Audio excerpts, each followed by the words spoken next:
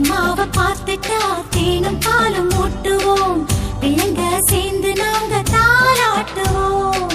கற்பூரம் காட்டுவோம், பூவால போட்டுவோம், ரங்கத்துல செஞ்சு வச்சு தேரோ